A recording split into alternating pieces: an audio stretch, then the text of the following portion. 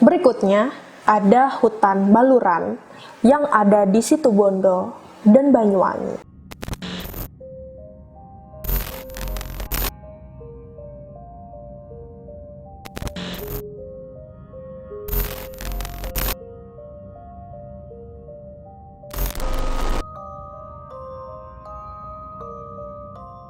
Buat kalian yang akan pergi ke wilayah Bali, menggunakan jalur darat biasanya akan melewati hutan ini guys.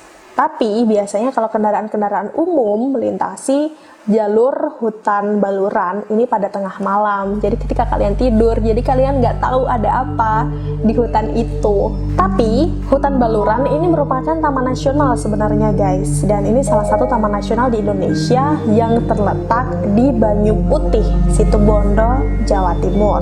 Hutan baluran yang juga dikenal sebagai Afrika Van Java ini memang dikenal akan keeksotisannya. Hanya saja di balik keeksotisannya itu, di balik seksinya pemandangan, ternyata ada yang membuat penduduk sekitar pun tidak cukup berani untuk mendekat.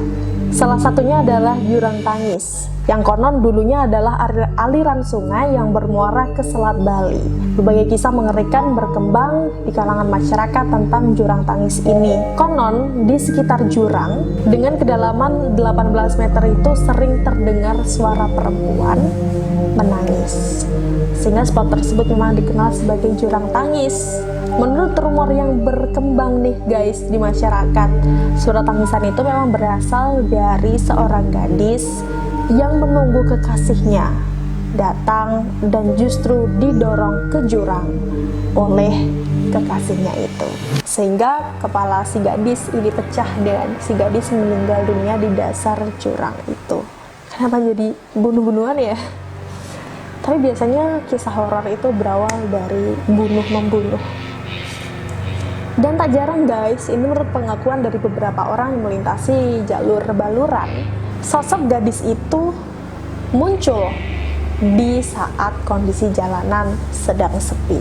Tak hanya sampai di situ saja nih guys, di jalur baluran ini juga dikenal sebagai lokasi tempat pembuangan dari mayat G30 SPKI. Kemunculan makhluk halus yang ada di kawasan baluran di jalur sepanjang 24 km itu biasanya ditandai dengan aroma busuk yang menyengat. Bahkan belum lama ini nih guys, ada satu cerita, ada tweet ya yang dibagikan di Twitter sama @Faris Andani. Bahkan nih guys, belum lama ini juga baluran juga menjadi trending topik karena kisah yang dibagikan oleh seseorang di Twitter. Kisah itu dibagikan oleh Faris Andani. Bahkan tweet itu telah di-retweet sebanyak 22,5 ribu kali. Wow. Jadi di tweet itu Faris menceritakan pengalaman ibunya yang kemudian ia ceritakan ulang. Menurut Faris, saat itu ibu dan ayah Faris hendak pulang ke Banyuwangi menggunakan kendaraan umum. Seperti biasa, kendaraan umum melintasi jalur baluran memang pada malam hari agar bisa sampai Banyuwangi pada pagi harinya. Kejadian itu terjadi pada tahun 1988 atau 1989. Saat itu, ayah dan ibu Faris berangkat dari Pasuruan pada malam hari agar sampai di Banyuwangi pada pagi hari. Karena kalau malam hari memang tidak terasa ya guys perjalanan jauh karena bisa digunakan untuk tidur. Perjalanan darat dari Pasuruan ke Banyuwangi memakan waktu 5 hingga 6 jam. Sekitar pukul 11 malam, perjalanan dimulai. Bus lumayan penuh, tetapi masih ada beberapa bangku yang kosong. Melewati 3 jam awal, setengah dari penumpang tertidur dengan lelap. Setengah perjalanan awal, seluruh penumpang tertidur dengan lelap. Dan waktu saat ini menunjukkan pukul 2 dini hari. Sedikit lagi akan sampai ke Situbondo. Kemudian terdengar suara si sopir sama si kenek bus. Ini bentar lagi nih, sampai nih, bentar lagi sampai nih. Dan itu mungkin sebuah pertanda kali ya kalau busnya sebentar lagi memasuki wilayah jalur baluran. Dan benar saja, bus perlahan-lahan mulai memasuki hutan baluran. Ibunya si Faris yang awalnya kayak udah masuk baluran ya, itu memutuskan untuk tidur lagi. Suasana bus kembali hening, dan yang terdengar hanya suara mesin yang berderu yang melaju terus ke arah Situbondo melintasi jalur Baluran. Di tengah heningnya bus, tiba-tiba terdengar suara lirih dari dalam bus. Suara anak kecil, pelan tapi berulang. "Pak, mandek kene, Pak." Itu dalam bahasa Jawa, artinya "Pak, berhenti di sini, Pak." Terus dia bilang lagi, "Pak, aku mau dun kene, Pak. Pak, aku turun di sini, Pak." Otomatis suara si anak itu membuat penumpang lainnya menjadi terbangun. Ada kalimat-kalimat tanya dan heran dari penumpang bus yang terdengar. "Siapa itu? Siapa itu? Siapa itu? Siapa itu?" Semua bertanya-tanya. Terus ada yang tanya, "Loh, iki tengah alas. Kowe arepnya apa mudun nang kene?" "Loh, Dek, ini di tengah hutan. Kamu mau ngapain turun di tengah hutan kayak gini?" Pertanyaan yang cukup keras dari si kenek membuat penumpang yang lainnya menjadi ketakutan dan berbondong-bondong mengucapkan istighfar. Kemudian si anak itu menjawab, "Omahku nang kene, Pak. Wis to aku mudun kene. Rumahku di sini, Pak.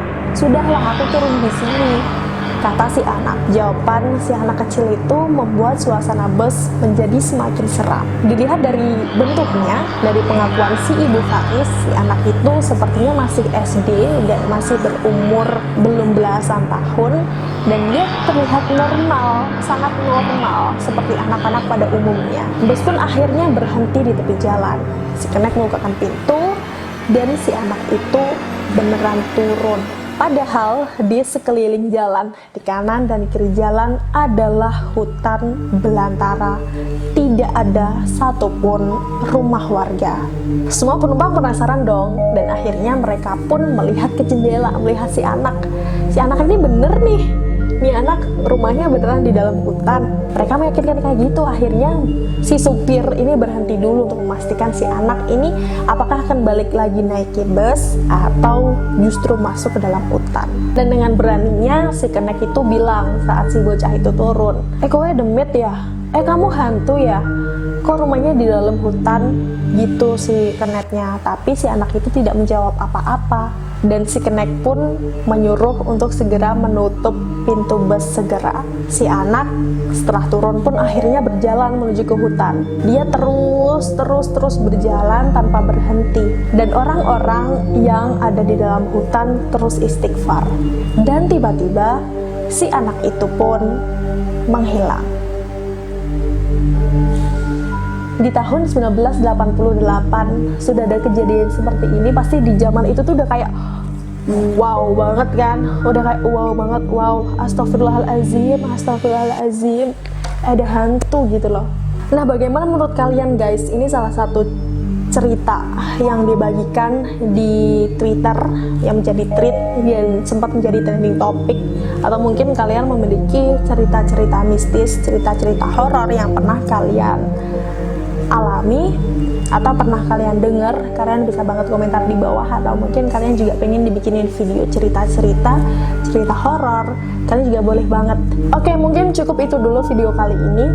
Walaupun tidak terlalu menyeramkan ya guys, tapi ini menjadi salah satu cerita-cerita yang fenomenal dan viral di masanya. Mungkin kalian juga memiliki cerita-cerita mistis, cerita-cerita horor, atau ada pengalaman-pengalaman yang pernah kalian rasakan tentang bertemu dengan hantu, tentang mimpi buruk. Boleh banget kalian komen di bawah, dan like kalau kalian suka dengan video ini.